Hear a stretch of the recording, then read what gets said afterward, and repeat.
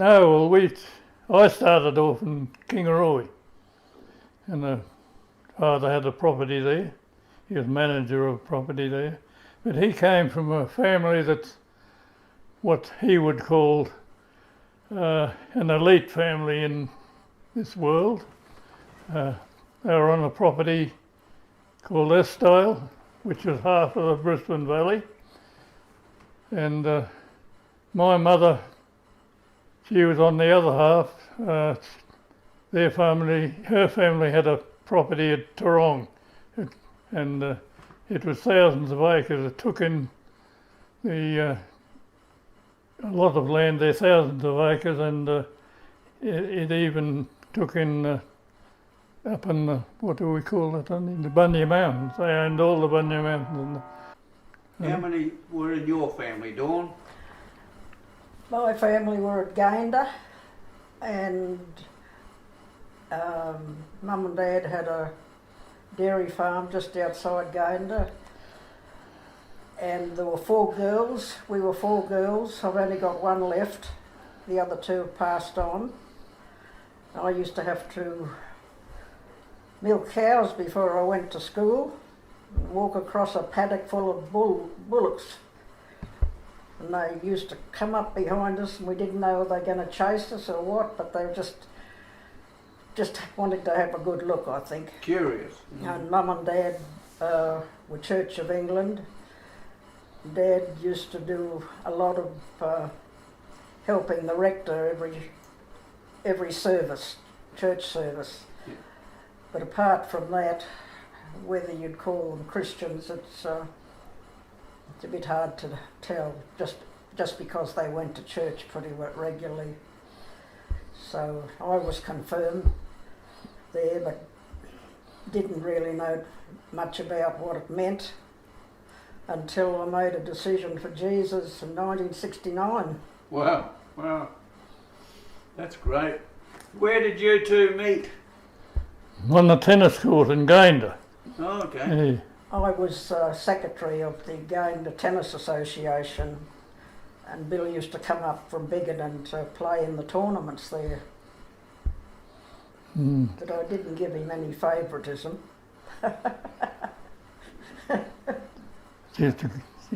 What was the attraction, Bill? What was the attraction? A little short skirt. That's terrific. I told you had trouble with me. Did Bill you? didn't tell you that he was a twin. He had a twin sister.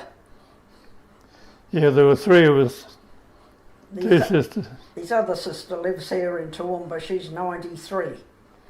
Lives on her own. Their family's out at Winton. Big properties out. They got 4 properties out there. And your twin sister, she gone? Yes. Yeah, she died before they were 80, just before they were turned 80. I led her to the Lord, or I thought I did, Yeah. but she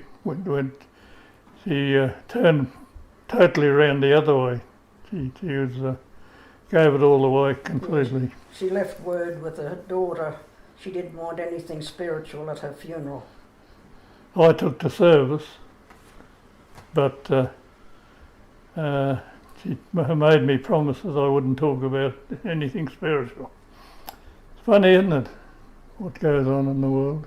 But his other sister has been thinking a lot, and she's sort of given her life to the Lord, hasn't she? The 93-year-old, that is.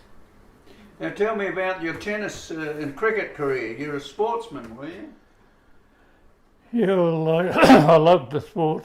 When I got to Toowoomba Grammar and the prep school, I found out there that my whole life poured into sport because I missed out on the life at home. So that became my life. And I did fairly well out of it there at those 2 places. What was your specialty? Bowling. You're a spin bowler? What were No, you? opening bowler.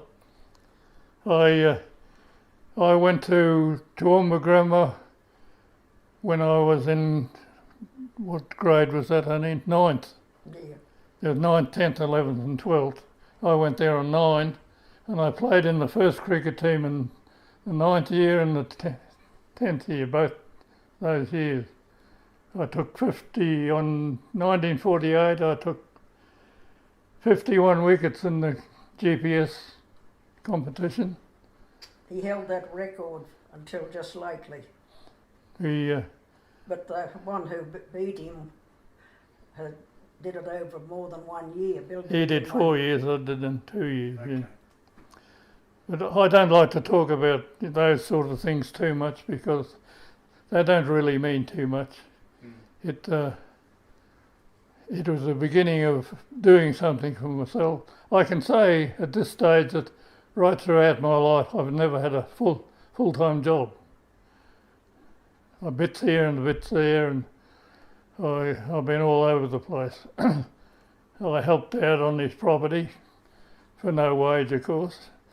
But then artificial breeding came into the situation, and I took on doing the artificial breeding at Biggenden, and then I went from there over to Kingaroy because that's where they had the AIS breeding program, and I was put in charge of that, and I went from there to Toowoomba here. But I was always temporary staff. I can't say I had a job. In between, when I was at Biggenden, I used the fact that I could play sport, and I was turned professionally for tennis. I taught tennis all over central Burnet there, and I enjoyed that, but it helped a bit.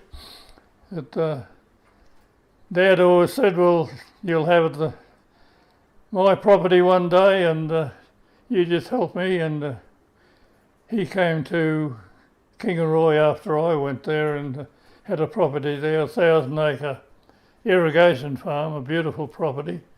But when I finished the job each day for the government, it was a government job I had, I'd go out there and I'd work out there for him. Until someone whom I was married to said, you're going to have to make up your mind whether you stay with me and the children or you go out and work for your father for the rest of your life. He was employed by the Department of Primary Industries at the time. So and it was the wife and children that won the battle. they won the battle easily, but I missed out on the property. Right. But as I said before to you, that it is all in God's keeping anyway, because the fact that I didn't stay on the land, that I didn't inherit a good property, was the fact that God wanted me to be with him anyway. Yeah. His father sold the property anyway eventually and came to live in Toowoomba too. So you've now moved into Toowoomba Retirement Village, and how has that been for you both? Let's have Dawn's story. Well, because Bill's not able to take part in any sporting things here, they've got just about everything. They've got tennis, they've got bowling and pretty well anything you want, and he can't do any of that, so I just sort of stayed with him because I'm his carer and just go along with it. We just go for our meals once a week, once a fortnight. They give us a free meal once a fortnight, and apart from that, we've got nice neighbours. We've got a single lady each side of us that both lost their husbands, and we got a Christian couple across the road that go to the Church of Christ. And other than that, just a few other friends here that I used to play golf with. I played golf for 44 years out at Borneo Barracks Wow.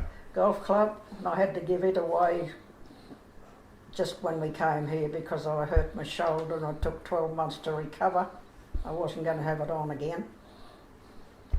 And other than that, we just go from day to day. And Bill, how do you like it here? Well, for a start, it was hard. We were in a big 5-bedroom home on the edge of town and looked out over properties and horses and cattle and that sort of thing because we'd retired to that. But after I came here, it took some adjustment to come to the realisation that this is where God wanted us to be. This is where we needed to be, because it was the right thing to do, not only for ourselves but for the family as well. So many people today, they get to the retirement age and they say, I'm not going to leave my home, I'm not going to go, and they cause a lot of trouble for their families because the family then has to look after them or take them in, and we didn't want to do that. We wanted to be independent, and the way to be independent was to give up what we had and to come here, and that's where we are, and that's where we'll be until we go. Great.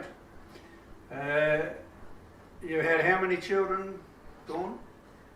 3, 2 boys, 1 girl, Leanne. And Leanne's coming to live nearby. Hopefully not too far away, and she and Gary, hopefully Gary makes it here too. Yeah. And eventually she'll be on her own, and we'll be here to look after her, and she can look after us. It's a great result, and I think Gary's happy about it. Yes, he is. Well, he wanted to do something, wanted Leanne settled before he passed on. Yeah. Our 2 sons live closely, and we keep in contact regularly. Yeah, we talk to one of our sons on that video phone too, Yeah. quite often. The other one that's a Christian. Now, is there anything you'd like to say to your grandchildren and your great-grandchildren while you are now being recorded? Dawn? Well, as far as like both the grandchildren, they did make their decision a long time ago. But now that the family's come along, I'm not sure just how much they teach the younger ones, or... Well, you're talking to them right now. Just say hello to them and tell them what you think. Hello, Travis and Matthew. Tell them what you'd like. We hope you talk to your children about Jesus and what he's done for you and what he can do for them too. So we know you're pretty busy, but don't forget to do that. And Bill, what would you like to say to your family? I'd like to say that not to follow in my footsteps, because when I first started off, as Dawn said, we both made a decision in Kingaroy in 1969, but just before that, the reason that I looked into spiritual things was to prove that there was no God. That's the way I started off. I said, because when I was at Biggin, the only time I got a visit from the minister in town there was when he came out and said, how much are you going to give me for the year? And that really Got up your nose. got up my nose, and when I got to Kingaroy, I said, I'm finished with all that sort of thing, and he just doesn't exist, and I don't want any part of that. But He said he's going to prove that there was no God. But as you know, that never works, and I ended up looking into the Word. I used to invite ministers from different denominations to come and talk to me or debate with me, and it's strange that half the time I knew more than they did after a while. But I ended up, God talking to me and telling me not to be silly and to look at it in the right way, and I became very, very dedicated to the spiritual life and have been ever since. And what I'd like the grandchildren to do is not to stop being so busy. I look at your lives, you're in part of everything, you're in this club, you're in that club, you do this and you do that, you're full on. But I'd like you to just take time, even every day or every night. Don't make excuses that you haven't got time, but just say, Lord, come to me, be with me, talk to me, prove to me that I need you, and God will take care of the rest of that, and you will end up strong in the Lord by doing that. But if you just go on with your life as it is, a full bore as most people are today, you will find that it's very easy to drift away from your way that you're living with the Lord, and that won't be good.